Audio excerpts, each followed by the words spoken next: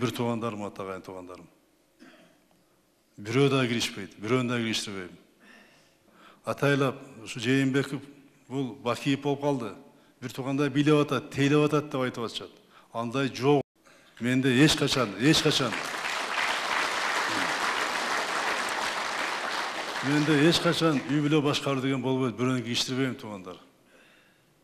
Билип калсам, ага катуу чара көрөм. Аны бардыгы билет, бир туғандарым да билет, тегерегим да билет. Бирок менде азыр туған көбөйдү, дос көбөйдү, ар жерден чыгып атышат. Мен таанып алганда.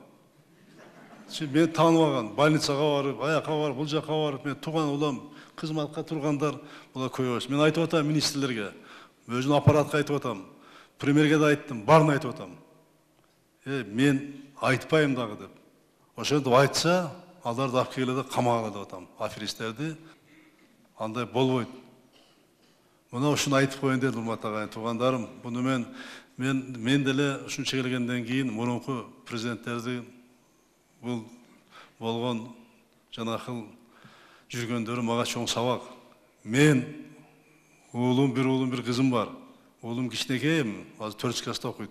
Иса айткандай, Максим Бакиев, Айдар Бакиев болсо мен кетем жумуштан, Кудай кааласа. Ага жетпейт айткандай. Кызым турмушка чыккан.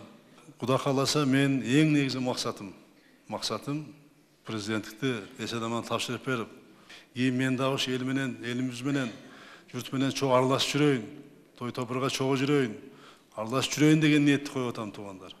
Менин ниетим ушундай. Анан эч качан ойлобой кала туугандар, мен барбайм жаман жолго буюрса. Рахмат жаңа, саламаттуу болуңуздар. Анан